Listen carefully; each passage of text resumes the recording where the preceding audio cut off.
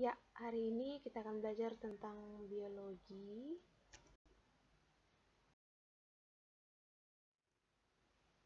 Tentang KD 3.1, yaitu menjelaskan komponen kimiawi penyusun sel, struktur, fungsi, dan proses yang berlangsung dalam sel sebagai unit terkecil kehidupan.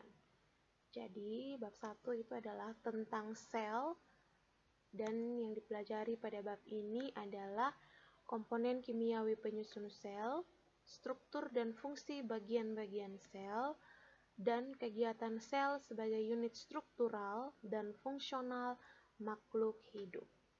Hari ini kita akan belajar tentang komponen kimiawi penyusun sel. Tapi sebelum masuk ke komponen kimiawi penyusun sel, ada baiknya kalian mengetahui dulu tentang sejarah penemuan sel dan pengertian sel itu sendiri. Sejarah penemuan sel itu dimulai dari Robert Hooke pada tahun 1665,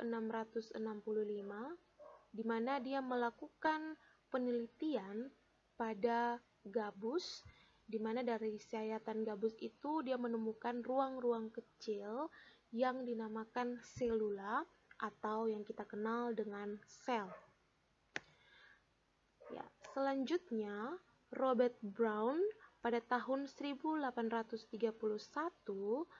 melakukan penelitian terhadap serbuk sari daripada anggrek, dan dia menemukan dalam serbuk sari itu ada sel telur, dan di dalam sel telur itu ada satu titik yang kemudian ia namakan sebagai inti sel atau nukleus, sehingga dia kemudian mengatakan sebuah teori, yaitu inti sel atau nukleus merupakan struktur penting dari sel.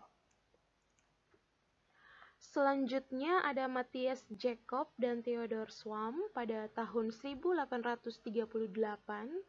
Mereka melakukan penelitian terhadap paramecium dan mengemukakan teori bahwa sel adalah unit struktural makhluk hidup. Dalam artian, ada makhluk hidup yang bersel satu, itu dikatakan sebagai uniseluler, dan ada makhluk hidup yang bersel banyak atau multiseluler. Selanjutnya pada tahun 1858, Rudolf Virchow, yaitu dia seorang dokter, dia menemukan satu teori yang mengatakan bahwa sel berasal dari sel sebelumnya atau omne cellulae ex cellulae. Dan ini mematahkan pendapat tentang teori abiogenesis yang mengatakan bahwa makhluk hidup berasal dari benda mati. Jadi dengan adanya temuan daripada Rudolf Virchow ini, maka teori abiogenesis itu dinyatakan tidak sah atau salah. Selanjutnya ada Felix Durjadin. Dia menemukan bahwa bagian yang paling penting daripada sel itu adalah cairan sel, yang kemudian disempurnakan oleh Johannes pada tahun 1869, yang mengatakan bahwa cairan itu dinamakan protoplasma.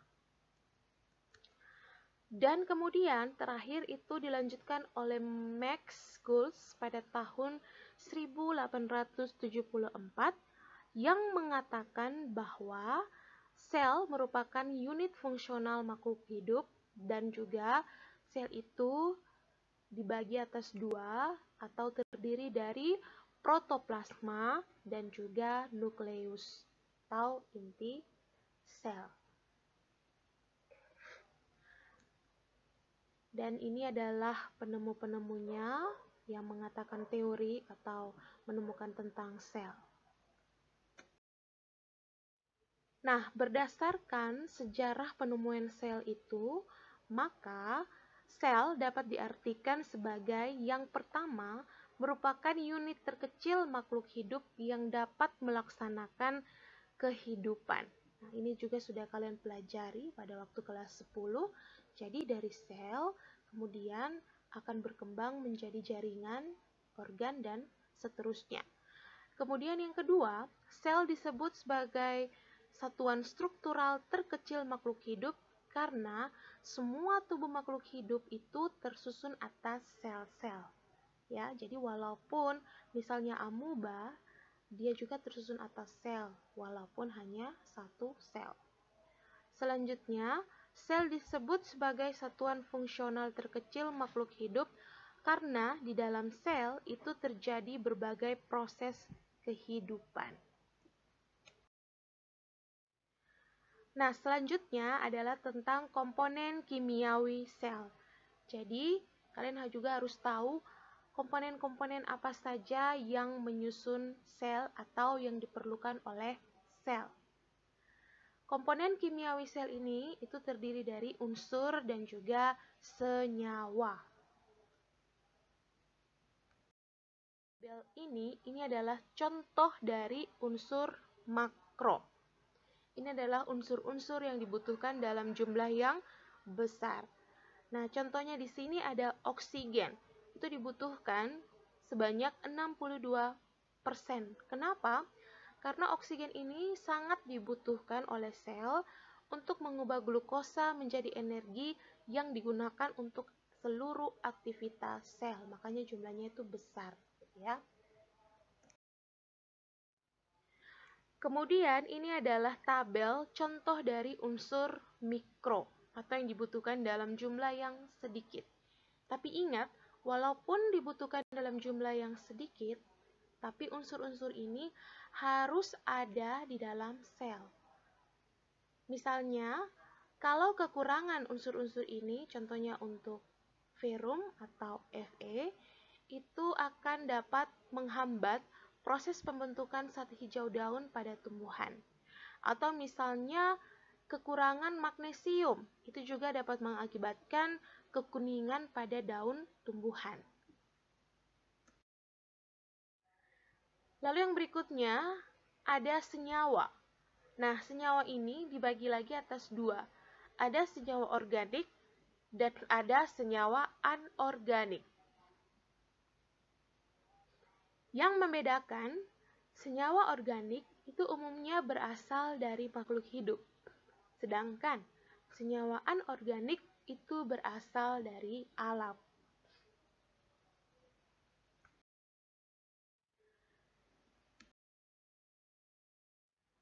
Senyawa organik yang pertama itu adalah karbohidrat. Nah, karbohidrat ini dia terdiri dari unsur C, O, dan H. Fungsi daripada karbohidrat yaitu untuk membentuk struktur sel dan juga sebagai komponen penyusun DNA dan untuk menghasilkan energi. Jadi, ketika kita makan makanan yang mengandung karbohidrat, itulah yang akan diubah dalam tubuh kita sehingga bisa menjadi energi. Kemudian, berdasarkan gugus gulanya ada dua jenis, yakni monosakarida yang gugus gulanya 1 dan polisakarida.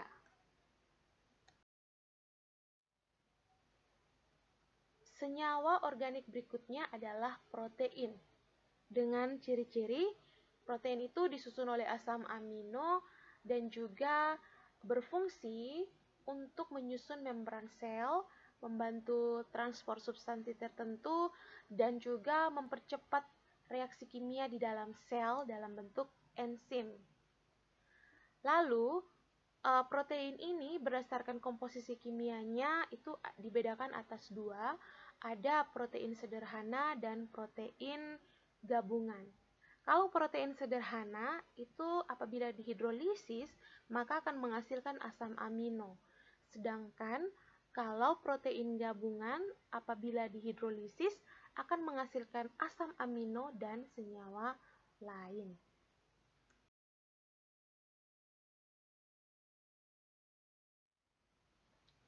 Senyawa organik berikutnya adalah lemak atau lipid. Nah, lemak atau lipid ini dia tersusun oleh asam lemak atau gliserol.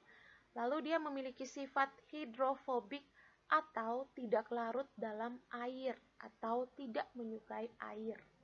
Nah, fungsi daripada lemak yaitu sebagai komponen utama untuk membentuk membran plasma, lalu juga pembentukan hormon dan juga pembentukan vitamin. Lalu fungsi lainnya adalah sebagai sumber cadangan energi. Nah, lemak di dalam sel makhluk hidup itu ada yang berbentuk lemak sederhana, gabungan, ataupun turunan lemak.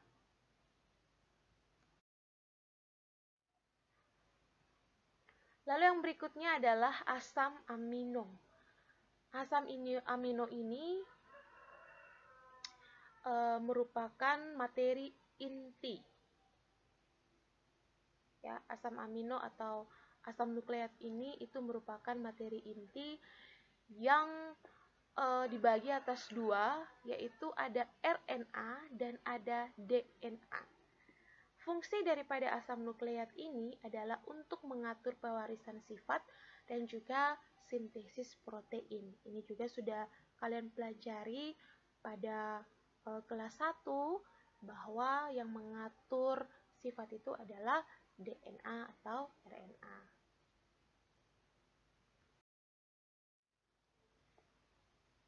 Lalu yang berikutnya adalah senyawa anorganik.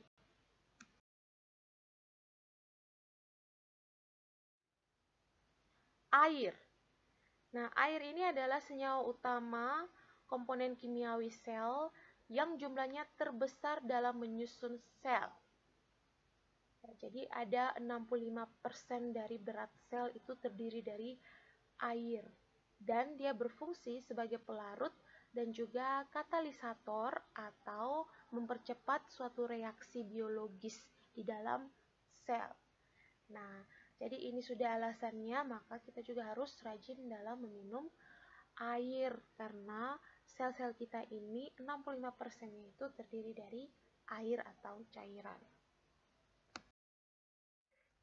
Selanjutnya adalah vitamin. Vitamin ini berperan untuk mempertahankan fungsi metabolisme, pertumbuhan, dan sebagai penghancur radikal bebas. Dan ada berbagai macam vitamin yang sudah seperti kalian ketahui. Misalnya vitamin A itu berfungsi untuk mata dan sebagainya. Semoga saja kalian masih ingat ya, vitamin itu dibentuk oleh senyawa organik apa. Lalu yang berikutnya adalah mineral. Mineral ini mempunyai fungsi dalam pemeliharaan fungsi dan kerja metabolisme, pengaturan enzim, menjaga keseimbangan asam dan basa. Lalu, mineral ini ada yang terbagi dalam makroelemen atau mineral dalam jumlah yang besar, dan ada juga mikroelemen atau mineral dalam jumlah yang sedikit. Demikianlah materi tentang komponen kimiawi sel. Bu harap kalian dapat mengerti dan memahaminya, dan jangan lupa mengerjakan tugas yang ada pada Google Form yang Ibu bagikan dalam classroom. Terima kasih dan sampai jumpa.